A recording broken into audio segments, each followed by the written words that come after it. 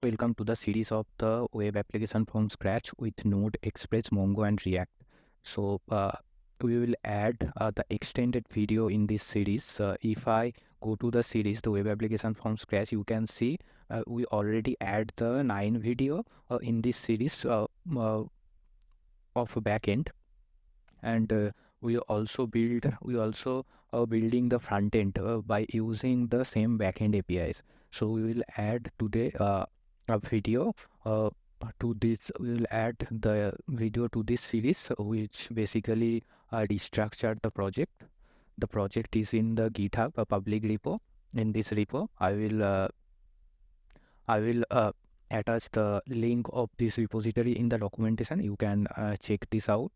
And in the client is basically the front end, and the server is the back end.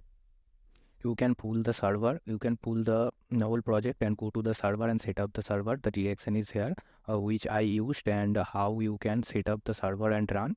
So if you see the structure is the backend structure is not following the MVC pattern. So I will restructure this backend that will follow the MVC model view controller pattern.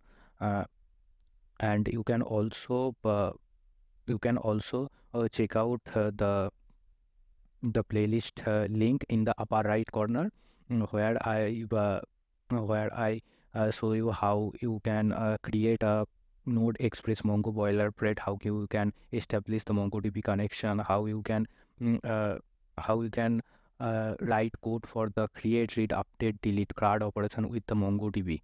It is the whole application, the playlist of the library project, and I will show you the set of APIs, whatever we have. So I also set up the Swagger UI. I will you can uh, find the link of this video how you can set up the Swagger UI. You know, Swagger is basically open source framework for designing and building, documenting the RESTful API. You can try all the APIs of your backend by using the Swagger. You can see this list of APIs we built it, and we also integrated the same APIs in this front end. If you see it is fully functional. Here is the author list. We have the books list, books written by the author. You can create, read, update, delete author and book. So you can check also the playlist web application from scratch, front end from scratch with React.js. I will give this link of the playlist in the upper right corner. So without stretching the introduction part, I will jump to the main topic. We will restructure the backend by following this pattern. If you see the project structure here,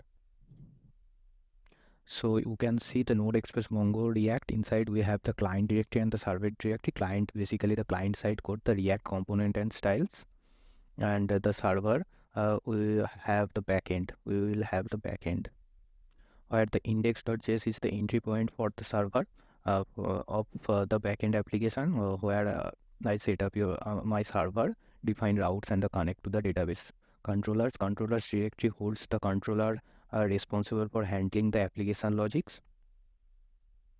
It's like the auth controller.js contains the functions that handle specific action operation related to the authentications. Next, we have the author controllers, which will handle the operation related to the authors, like create, read, update, delete authors. Right now, we don't have the controllers folder, so we the logic we have in the routes. So we will segregate those. There is a mistake. This will be the book.controller.js. Next, we have the middleware function. Middleware functions are stored here. Middleware functions are functions that have access to the request object, the response object, and the next middleware function in the application request response cycle.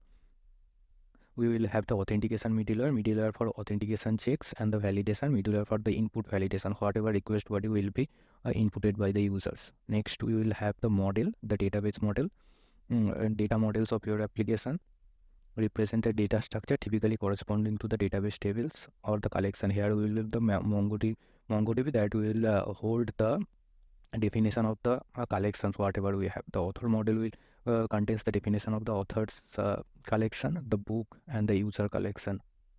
Next, the routes. The routes files defines the API routes and link them to the appropriate controller functions.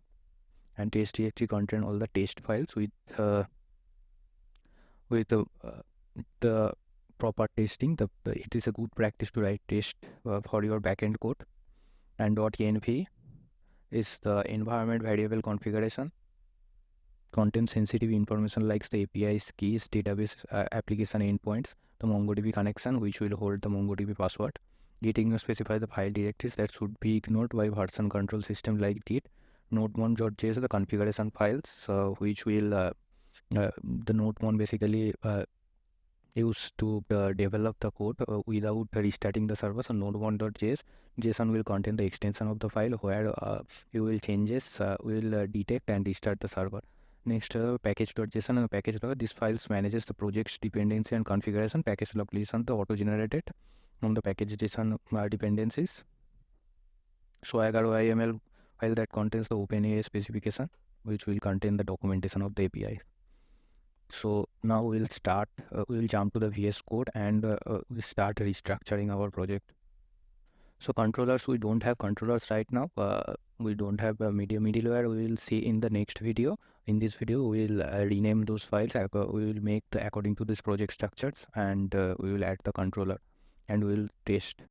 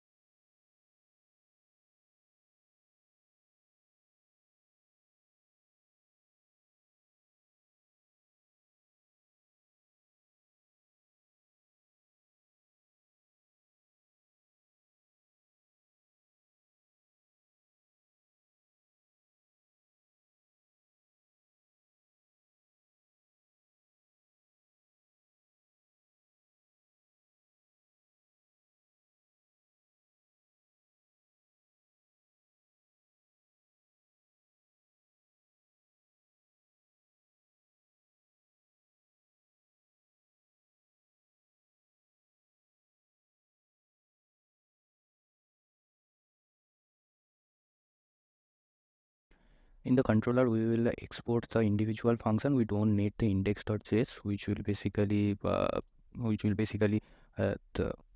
export the different controller inside the folder. So we'll change little bit here. A controller, book controller, and we don't need the index.js.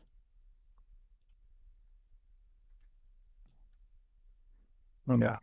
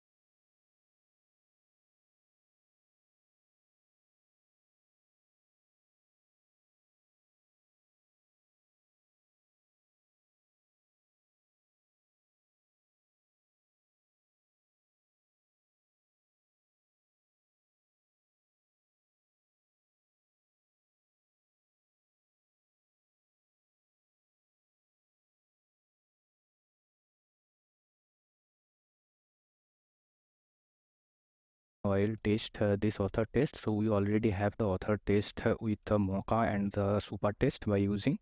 How I write the test script to check all the routes of the authors. You can you can check the video. I will add the link of the video in the upper right corner. So you can see here we have the testing of the get all authors, create new authors, and also if it fails, how it will VFs, and also the get author by ID, update author, delete author. We all have. So I will test by running this script and ensures that our restructuring is not breaking the existing functionality. Okay, so to run the test, you just need to run the command npm run test.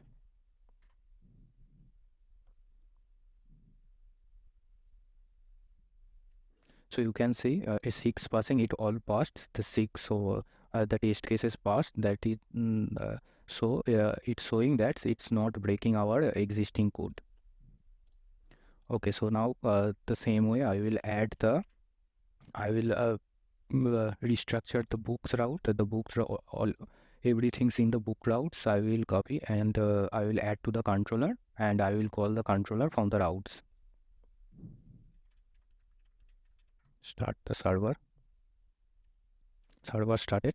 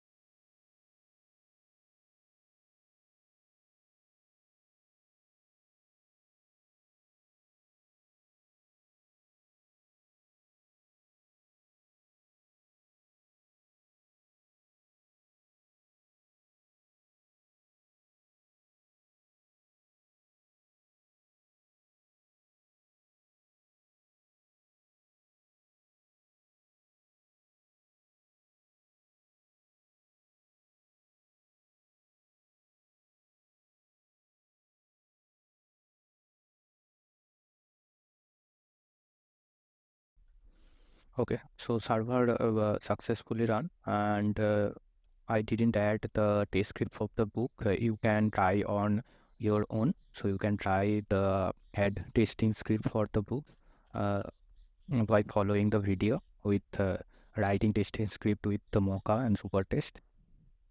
I will I will test a whole the backend with the React application. The playlist of the building the React application from scratch by using these APIs. The link will be end of the video, and also the link of the playlist of this backend development will also be there. So this is our front end with React. I will give you the quick demo. First, the authors. So we don't have any authors. I will create authors.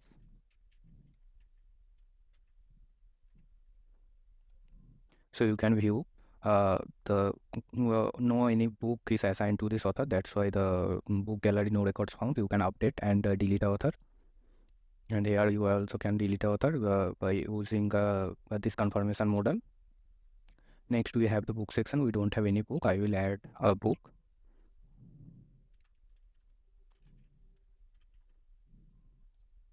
You can see the drop down is populated by the author presence in our system.